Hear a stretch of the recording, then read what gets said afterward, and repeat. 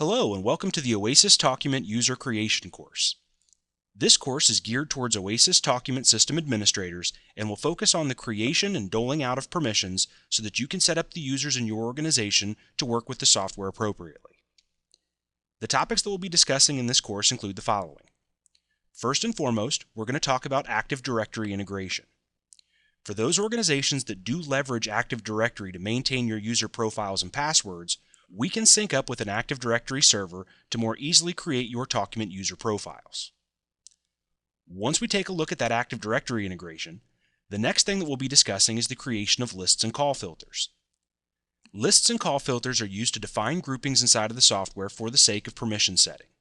So if you want your president to listen to all calls, the sales manager to listen to the sales calls, and Joe and Jill taxpayer to listen to their own recordings, we first need to go into the system and define those groupings so that way it's easier to grant permissions to those individuals once we've created their profiles. With that logistical pre-step out of the way, we're then going to really start digging into the meat and potatoes and start creating some user profiles. At this point, we'll be setting up user profiles, which are generic shell access portals for your employees, so that way they can have access to the Talkument system. We'll then take a look at leveraging user groups to more easily assign permissions to large numbers of people at the same time. Last but not least, we'll get into the very granular process of setting permissions. So telling those newly created user profiles specifically what they get to do, and maybe more importantly what they don't get to do inside of the Talkument software.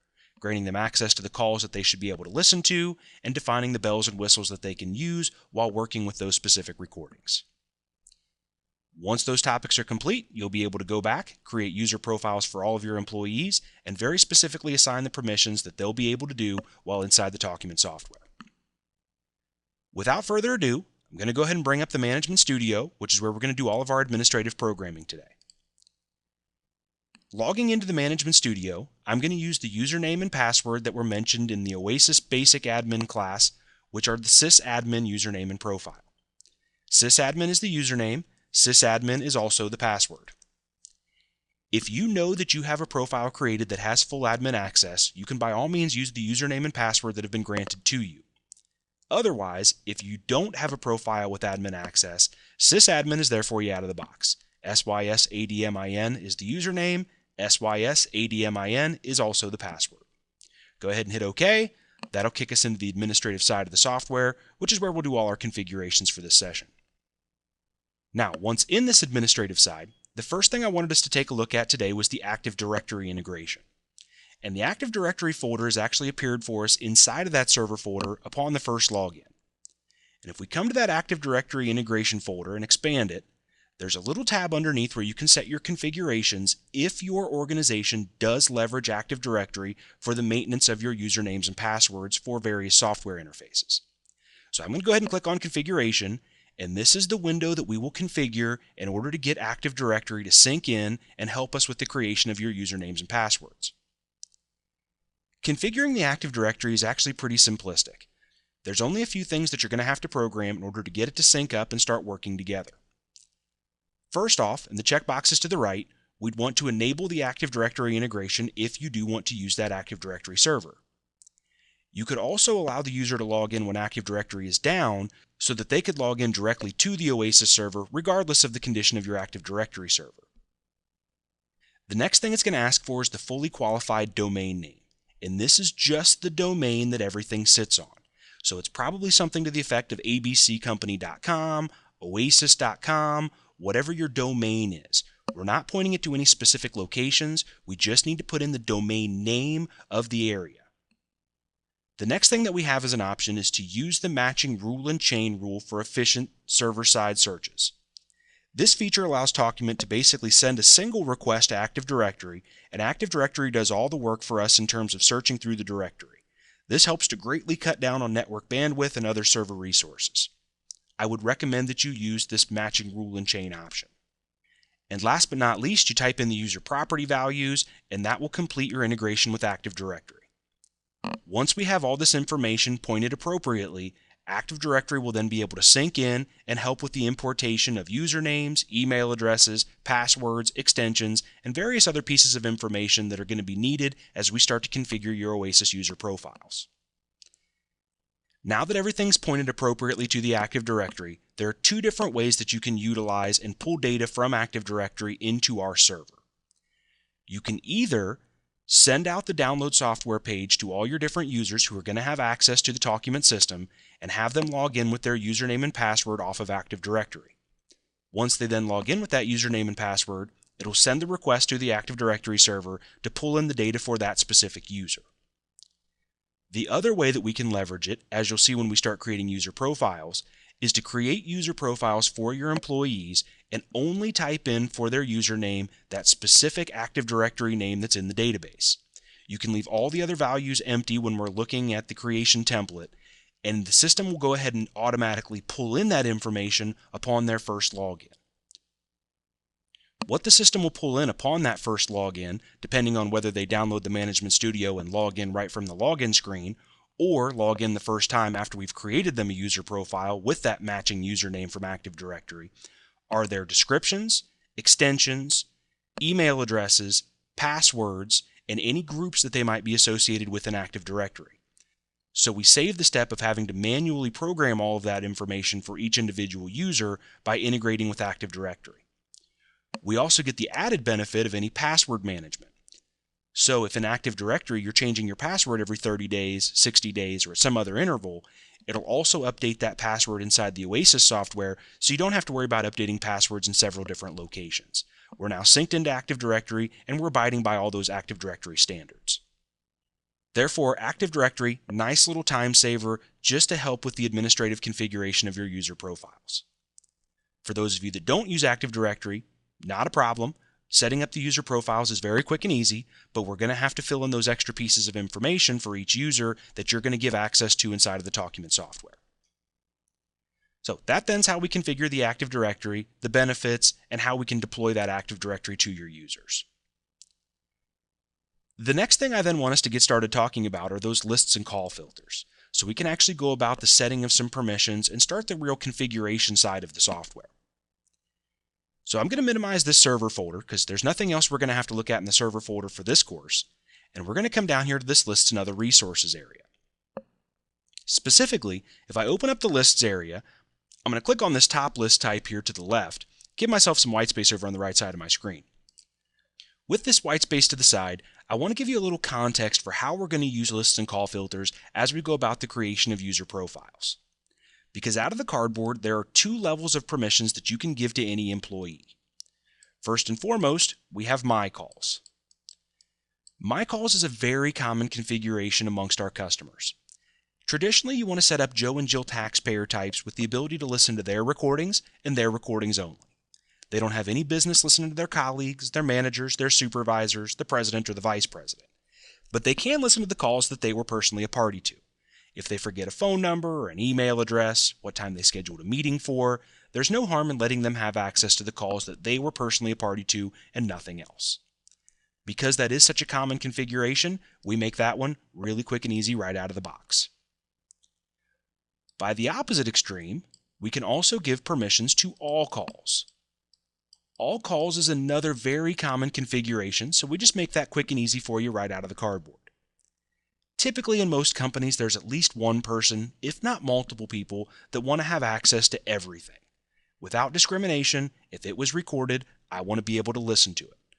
Traditionally something left for your president, vice presidential types, or those people in the hierarchy of the organization.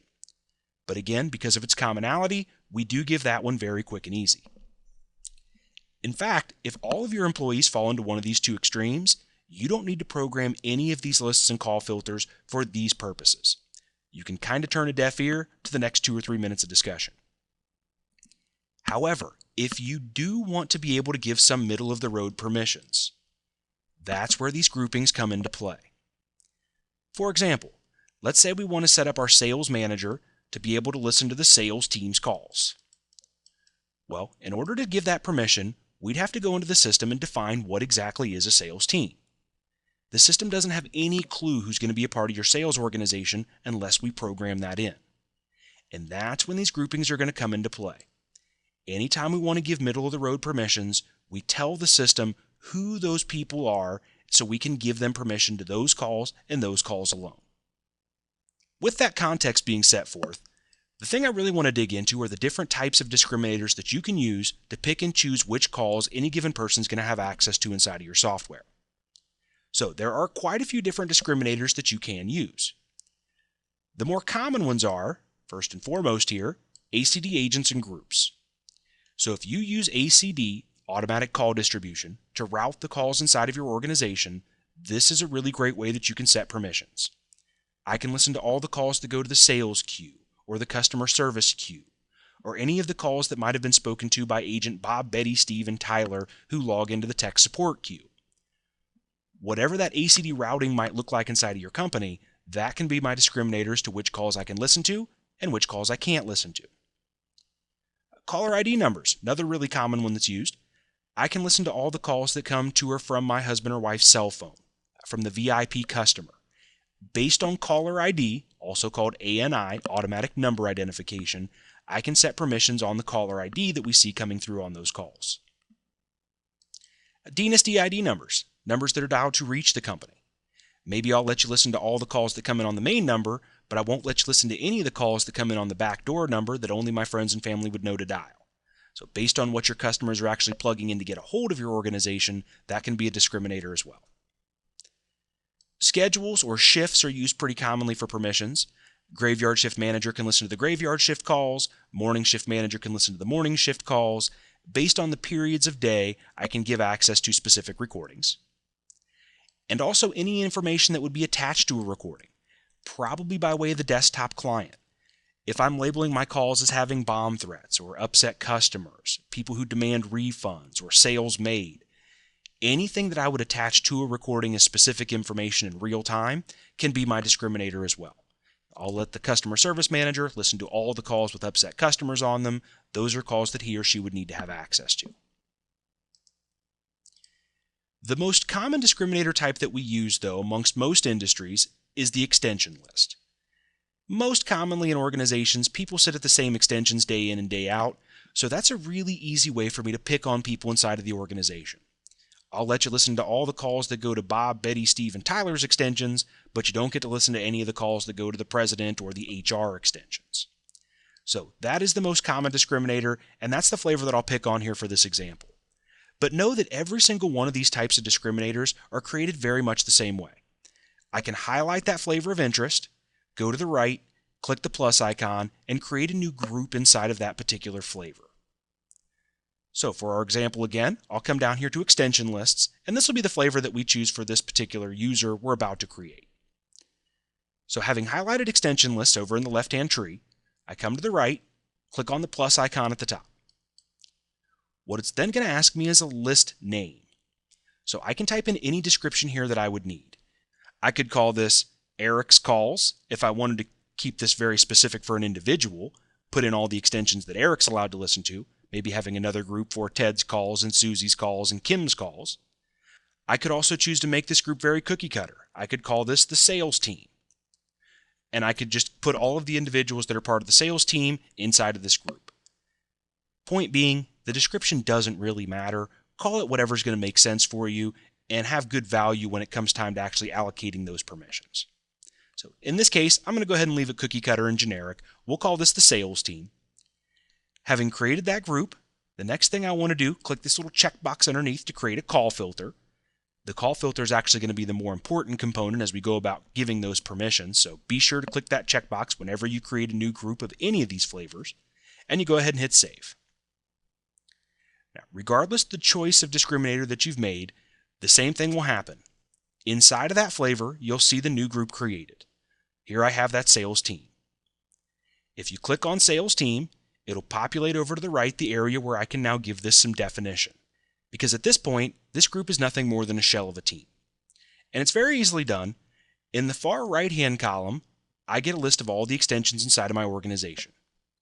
In the left-hand column, I get all the individuals that are members of this group, which at this point, there are none.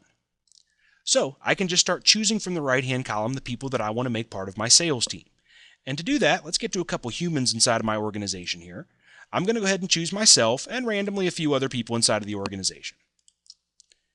Having selected those people, kick them over to the left-hand side, and now I've defined that my sales team consists of 5 individuals. So anytime I reference the sales team, the system's going to know who I'm speaking about. I'm speaking about Eric, Julie, Elwood, Chuck, and Doug.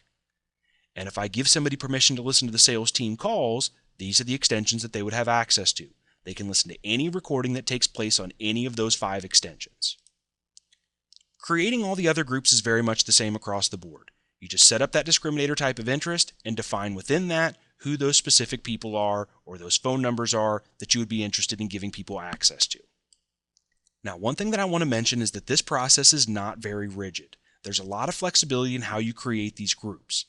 So if you get to the point where you create a customer service manager and realize, gosh darn it, I never defined a customer service team for this person to have access to, you can always come back to the list area, define the customer service group, then revisit that person's profile and give them access to those extensions, or whatever other flavor of discriminator you might be using. However, I think creating these groups ahead of time is just a really good idea because it makes the process flow all that smoother.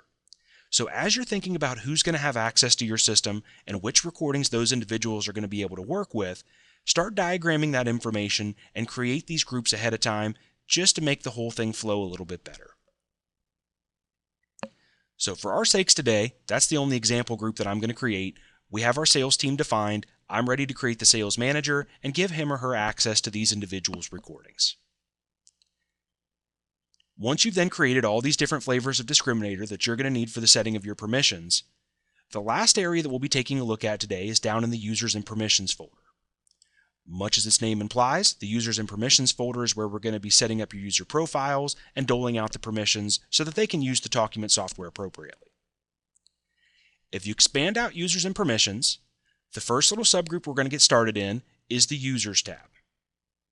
Now what you'll notice right out of the box is that there are 2 users over in the right-hand grid that are there for you by default. We have the sysadmin, that's who we're logged in as right now. Without that profile being there, we wouldn't be able to get very far. And there's also a sysreporter profile. The sysreporter you can acknowledge and disregard in the same breath. It's only ever going to be used to get into the system for looking at logs and other troubleshooting purposes if those circumstances should arise. The typical user or administrator would never need to log in as the sysreporter, so don't worry about that profile whatsoever.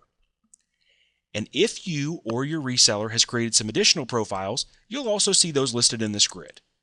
That's going to be nice, just a time saver. You won't have to create those profiles because they're already waiting for you. My system, though, is fresh out of the cardboard, so we're going to have to create the first user profile together. I assure you, creating the first profile looks the same as creating the 5th or the 500th, so don't think I'm shortchanging you whatsoever. This is a very uniform process across the board. Therefore, with users highlighted, we're going to come over to the right-hand side and we're going to click that plus icon. When you click the plus icon, it'll pop a template where we can now start creating a user profile. This user profile will need to be filled out for every single person that's going to have access to the Talkument software in any way, shape, or form. Whether they're using the Management Studio to look for and listen to and play around with recordings, or even if they're just using that desktop client piece, which would allow them to start and stop recordings or attach information to recordings via those button banks.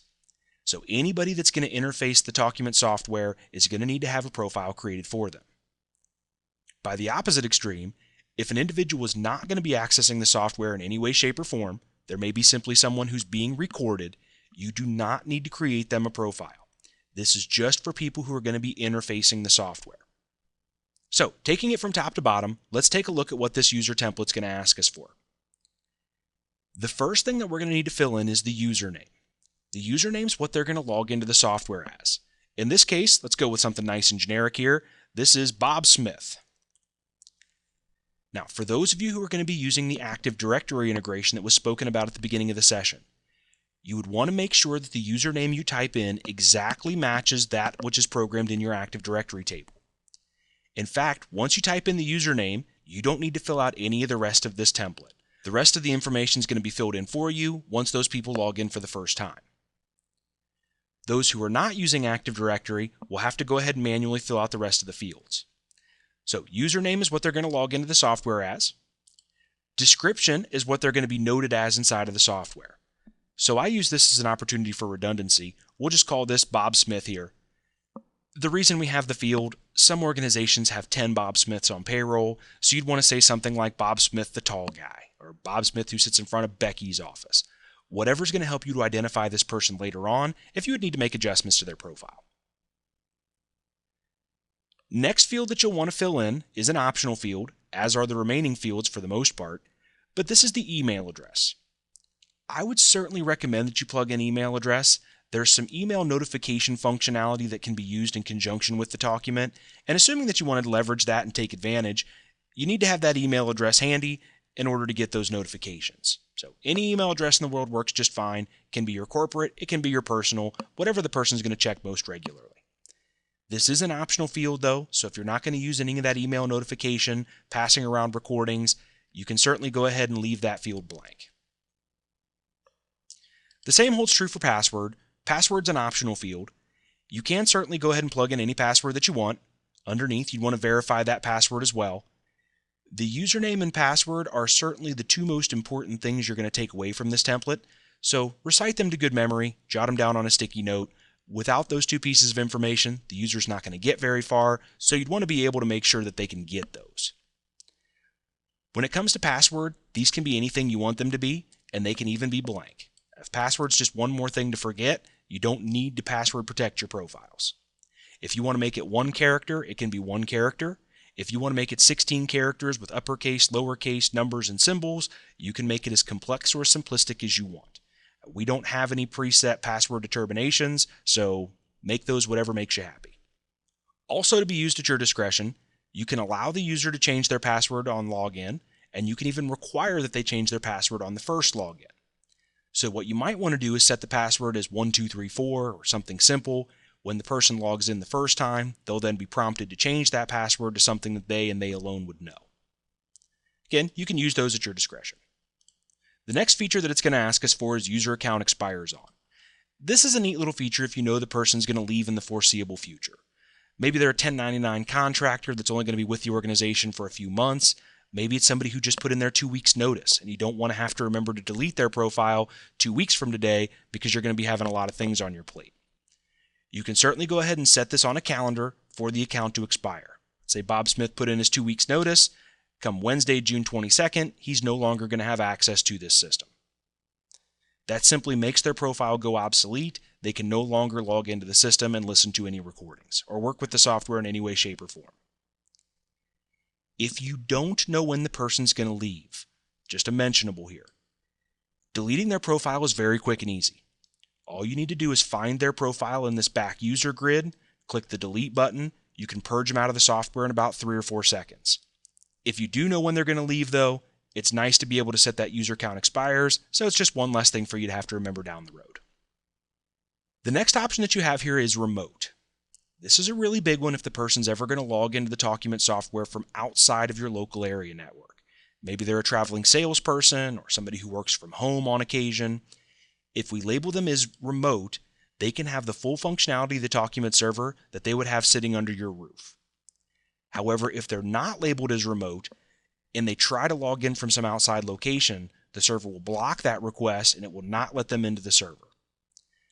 Having remote users does require a little bit of extra network programming and firewall port opening, but if that network programming has taken place, they can have full access to the document and do everything from their remote location that they could do under your roof.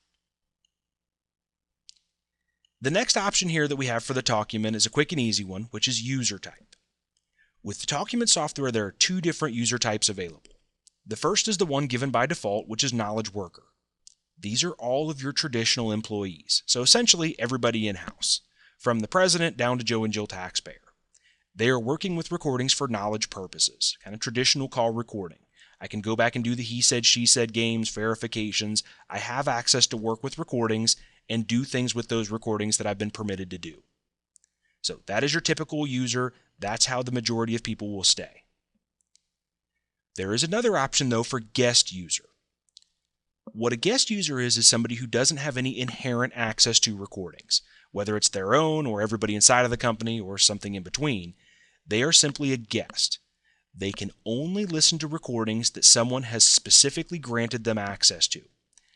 Traditionally, a guest user is somebody outside of your organization, a VIP customer or a traditionally upset customer who on occasion, if I need to win some sort of dispute, I can send them the recording where they clear as day ordered 100 widgets. They can hear that they ordered those. That's why they're on their doorstep. The issue's resolved. Life is good. Back to business as usual. So a guest is somebody who on occasion you might want to shoot a recording over to so that they can listen to that recording. Otherwise, your typical employee will stay in this knowledge worker class. And last but not least, you can go ahead and associate an extension as well. Now, this isn't a field that you actually type into. This is a grid. So to populate it, you come to the right-hand side and you click the Add button. And this will pop a menu drop-down where you can just choose the associated extension with this individual's profile. We'll give him the first one available here. We'll give him extension 1000. If you have a high turnover rate or just recycle extensions commonly, there's also an option here where you can set effective date, where this person would only get to listen to calls that happen on this extension from this particular date forward.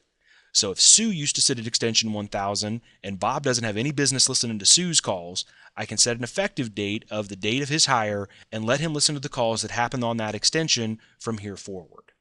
So effective date, nice little feature if you're recycling extensions often in the company.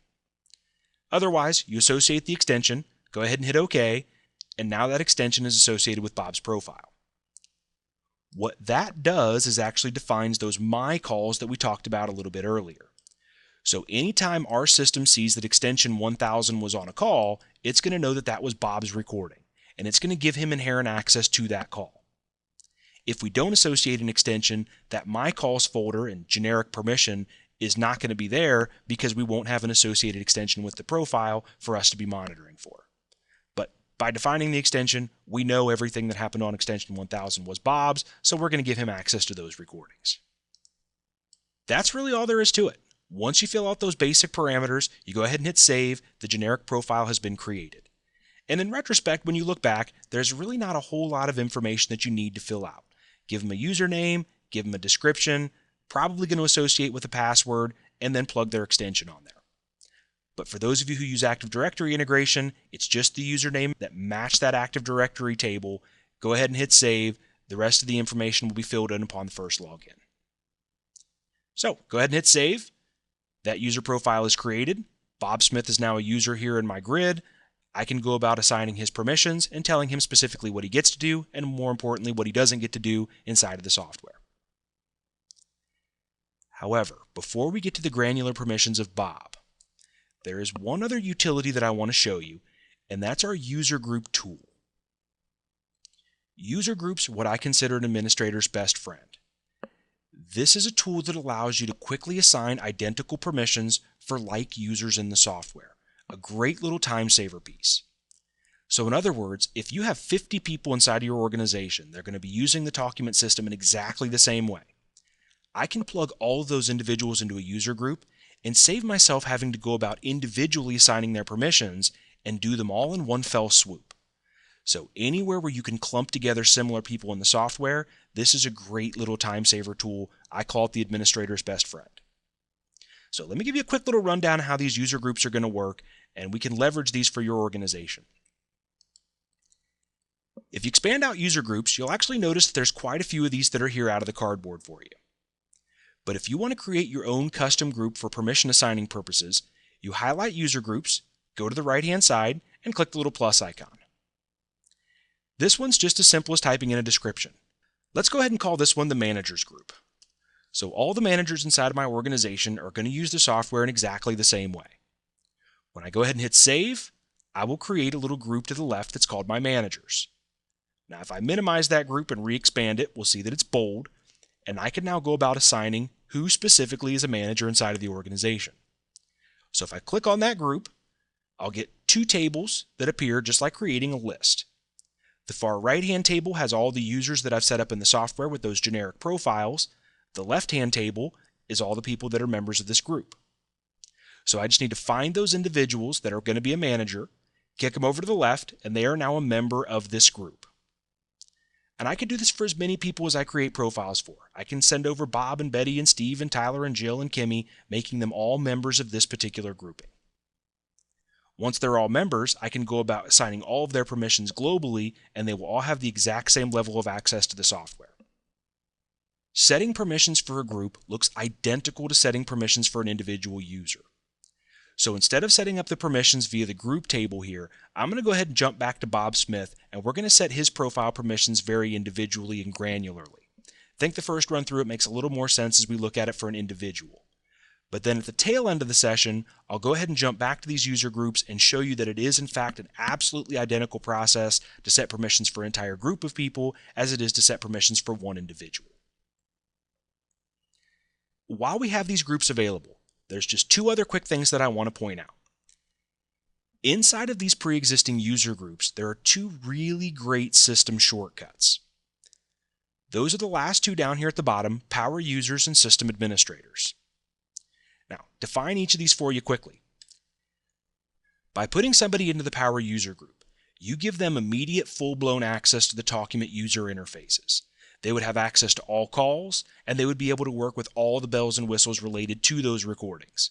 So, just this easily, if I wanted Bob to be a Grand Pumbaa, I could kick him over to the left, and he now essentially has God-level permissions in the user interfaces.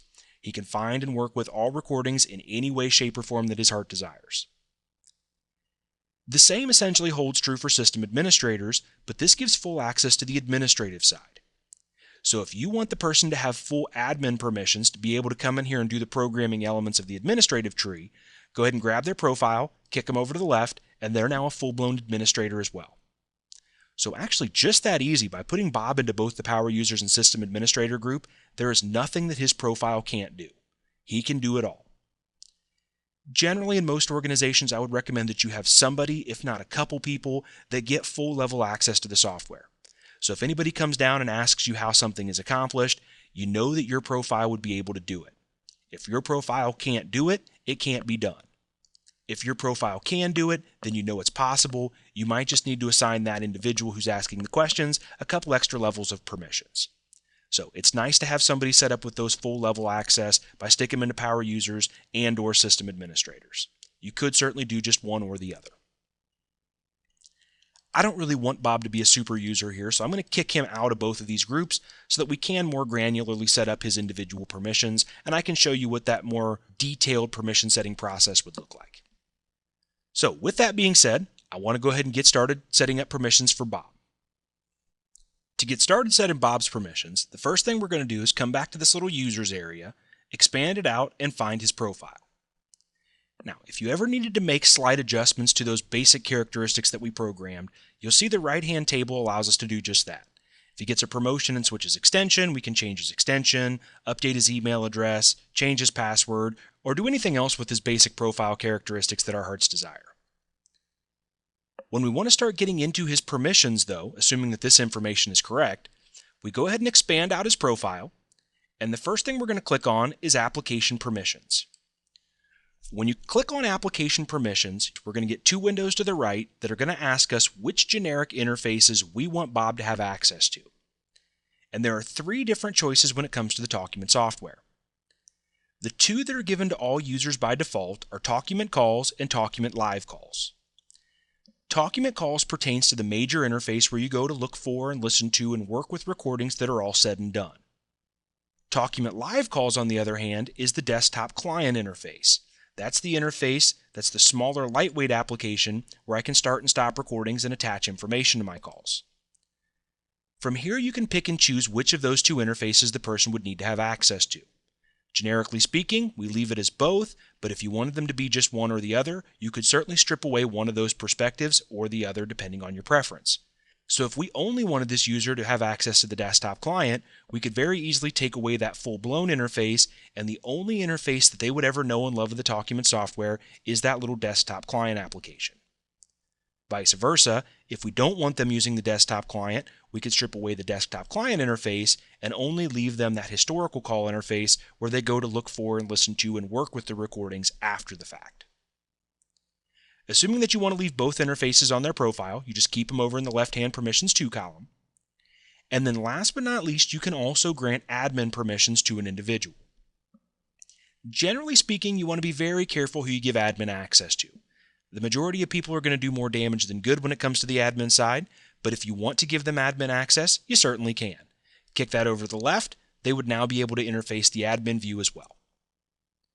So once you've picked and chosen which of those interfaces you want the person to work with generically, you go ahead and hit Save down in the lower right-hand corner, and they'll now have very generic permissions to those three interfaces. Once you've made that final determination then, the last phase of the game is to expand application permissions, and you will see each of those permission windows that you've given them general access to listed underneath with permission keys. Now here's where you go about the final phase of the game, where you very granularly pick and choose how they're going to use those different interfaces. First things first, let's talk about Talkument calls. Talkument calls is the true backbone interface of the software. It's where you go to work with recordings that are all said and done. Because we're a call recording company, this is our bread and butter. This interface has the most options available because it's the most robust of our interfaces. When you click on that permission key, it's going to load over to the right, and we're going to have a few different tabs to navigate in order to really set up these permissions as we see fit. We'll kind of work our way from left to right through these permission tabs just to make sure we get Bob set up exactly as we want him to be set up. The first permission tab that we get is the General tab. This is going to define what bells and whistles the individual gets to play with of those recordings that we're going to grant him access to. We haven't yet told him which calls he's going to have access to in the first place. That'll come in a later tab. But for the time being, what are we going to want him to be able to do with the recordings that we'll grant him access to? Now, these permissions are broken into two different tiers. We get folder permissions, which I consider no harm, no foul. These are permissions that allow him to organize and store recordings as he sees necessary. Every user has their own folder tree where you can find the calls and drag and drop them and customize the look and feel of your recordings, set custom organization. I always figure they can set those up however they want. It doesn't affect any other user, so let them have at it. The other permissions, though, are a little bit more sensitive, and these are your document permissions. So here's where you want to err a little extra caution as you set up these individual users. The first one is far and away the most important. The ability to permanently delete documents. That's denied by default for all users. This is exactly what it sounds like. They would have the ability to go back to the server and delete the recording for all time for everyone. It's not just from his or her own profile, it's going back to the server level and getting rid of all evidence that that recording ever happened. If you want your employees to have that access, you can certainly grant them the permission. Otherwise, I would recommend denying that for the overwhelming majority of individuals. A little too easy to hide the evidence. The next permission that we get actually speaks to the folder tree permissions over to the left, the ability to remove documents from document folders. Essentially what that allows them to do is if they've organized a call into a folder that it doesn't really belong in, they can do an unorganization. So if I put a call into my important folder and realize that, you know what, that call is really not important at all, it would just give me the flexibility to take that call out of the important folder if it makes sense. So no harm, no foul generally on that one. That's allowed. Share documents with guest users. This is allowed by default. I see some organizations denying that depending on the level of the employee. This would be the permission to pass calls to those people on the outside world that might want to listen to recordings. A lot of times with Joe and Jill taxpayer types, you want to deny that permission.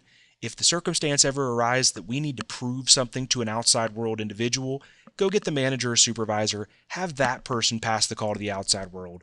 But you can certainly grant that permission as you see fit as well. Change document expiration dates. This is one where I can pick and choose how long a call is going to be active on the server. Essentially, this is my ability to say that this call might come back to haunt me, so I want to keep it active on the server until the year 3000. It would then override any backup or archive settings that have been programmed, and it would keep that call active on the server for whatever period of time that you've indicated. I can do that on a call-by-call basis just by right-clicking on the recording and setting a specific expiration date.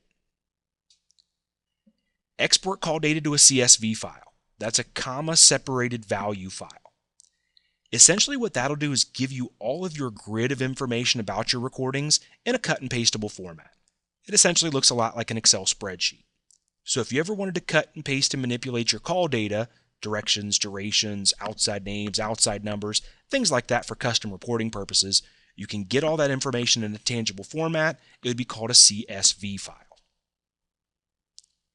The next one's a really big one. The ability to convert your calls to different audio formats, here called export audio from documents to a file system and email. This is the permission to turn calls into .waves, .mp3s, or any other standard audio codec that's out there. So if you wanted your calls in a more universal format, you can save them to your desktop, and at which point you can put them on a CD, an MP3 player. You can post them to YouTube. You can attach them to an email and fire them over to somebody so they're playable in Windows Media Player. You can do anything with them your heart desires. So this would be your ability to export those calls into more universal audio formats. Also denied by default, but something that you can grant your employees permission to do. If you are using our screen recording server in conjunction with your server, this next feature will allow you to see any screen recording playback associated with the calls. The screen recording server is an extra piece. It's a piece that complements the audio recording server that actually takes screenshots of your agents' desktops while they're on the phone. We can then have permission to see that desktop capture so I know what my employee was doing on their computer while they were talking on the phone. Were they playing around on Facebook? Were they playing Minesweeper? Or were they actually typing in the credit card number information appropriately? So I can see exactly what was going on their computer while they were live on the phone with my customer. If they don't have permission to this feature, you might be recording their desktop. They just wouldn't know that, or they wouldn't have access to it because they haven't been allowed to see that video stream that's in conjunction with their audio stream. And last but not least, we can give people the ability to create guest user accounts on the fly. A pretty nice feature to give at least a few of your manager or supervisor types, because if you're not in the office to create a guest user profile for them on the administrative side, and they really need to get a call out to somebody on the outside world, they would have that flexibility. Just by typing in a name and an email address associated with the individual, they could then shoot the recording out to that person, and he or she would have the ability to listen. So if you're on vacation or homesick, they would still be able to get those calls out to people if they were in a time crunch. So those then are the generic bells and whistles of how they're going to be able to work with the recordings that we will give them access to. The next two tabs work very similarly. In fact, we can kill two birds with one stone here. These are their sharing permissions, who they can pass calls to internally. Sharing, a great little feature of the Talkument software, wherein if I have a call that's important to somebody else, I can get it in front of that individual. So if I have a call I need my manager or supervisor to listen to, or maybe a colleague, I can pass that call over to their profile, bring it to their attention, they can then listen to the recording. Works a lot like email functionality. If I have an email that I need somebody else to see, funny picture I want them to see, or a funny joke I need them to read, I can forward an email over to their account. It appears in their inbox, it's brought to their attention, they can see the text, they can see the picture. Same sort of functionality with our system, except we're talking recordings. So I can now take those calls that I have access to, get them in front of somebody else so that they can listen to those recordings as well. Now, by default, everybody inside of the Talkument software gets the ability to share with everybody else. You can see here at the user group level, they can share with all users. So this is more about taking away permissions if you would choose to do so. And you can take away permissions at the group level, or you can do it at the individual user level. So if I didn't want Bob to share calls with Eric, that guy's kind of a pest, and the two of them will never get anything done if they're sharing calls back and forth all day. They'll just be gossiping at the water cooler. I could take away his permissions to share calls with Eric, but allow him to share calls with anybody else. The general rule of thumb, though, is we let everybody share with everybody else, because you never know when you're going to get a call that's pertinent to somebody else inside of the organization, whether that's the receptionist all the way up to the president. So I have the full flexibility to get this call in front of anybody that I deem necessary. And last but certainly not least, what I consider the most important of all the permissions, which calls do I get access to in the first place? And here's where those lists and call filters come into play that we were taking a look at a little bit earlier. So here's where I can start allocating which specific recording somebody's going to have access to. Now, by default, everybody has access to My Calls. And those are the calls that we associated with their extension when we created their profile. So that's the default level of permission for all users here on the historical side. They can listen to those calls that were on their extension and those calls on their extension alone. But if we want to grant them additional access, we can. There's that all calls right out of the box for us. So very easily I could kick over all calls, and without discrimination, he can listen to anything and everything that was ever recorded. I could, though, take away that all calls permission, and I could give him just access to the sales team. So now he would only have access to the 5 people's extensions that we designated as being part of the sales team, in addition to his own recordings. He wouldn't be able to listen to customer service, the president, the HR extensions, or anybody else that wasn't a part of that group. With each grouping that you give them access to, and this could be very numerous, we could also give him extension permissions to another group, we could give him permissions to an ACD group, or a list of phone numbers, or shifts of time. We can give him permissions to as many groups of calls as we see necessary. Any of them that are defined here in the permissions to column would be calls that he or she could listen to. But with each of those groups, you can tell them how they can work with those. So we can tell them first and foremost that they can see the calls when they go looking for them, and then they can listen to them when they want to play them back, 2 very nice things. But then we can also allow them to work with annotations. Annotations just our fancy word for notes. So this is where I can go to put some extra commentary on a call that's essentially text form. If we wanted them to put annotations on some calls, maybe the sales team's calls, we could leave these permissions as allow, and we could take away his ability to put notes on the customer service team calls or the VIP customer calls. So you can really set the permissions for how they'll work with those recordings to another degree by using these little checkboxes on this screen. Generally speaking, though, these are no harm, no foul. Let them see the calls, let them listen to them, let them put notes on the recordings. Not really going to affect anybody else whatsoever. So once you've worked through all 4 of those tabs, he can listen to the calls of interest, he can do with those calls what we want him to do with those calls, and he can share those with the people that we want him to share them with. Down in the lower right-hand corner, you click Save. That's all she wrote. Bob is now a full-blown user of that historical calls interface. He can look for, listen to, and work with those recordings as we've told him. Having gone through the major permission window, the other ones are pretty simplistic. The next one we'll take a look at is that other user interface. Let's jump down here to Talkument Live Calls. With Talkument Live Calls, there's really only 3 checkboxes here that are going to be significant to us, and those pertain to this little desktop client that we use with the Talkument system if you've chosen to deploy this to your employees. The desktop client is a little application that allows you to start and stop recordings or attach information to calls as they're happening in real time on an individual's extension. So the ones that I want to point out that pertain to the Talkument system, on the General tab are these first 2 right here. First off, we can deny the person the ability to exit the desktop client. So if you want your employees using that desktop client tool on all of their phone calls, or at least to have that available to them on all their phone calls, we could deny them the ability to exit the desktop client and know that that's going to reliably be on their computer for every single recording that they're on throughout the course of the day. The second thing we can do is hide that recording status button. So if you don't necessarily want them to know at any given time whether they're being recorded or not recorded, we can make this little microphone button with the red indicator lamp that we're being recorded or a gray indicator lamp that we're not being recorded.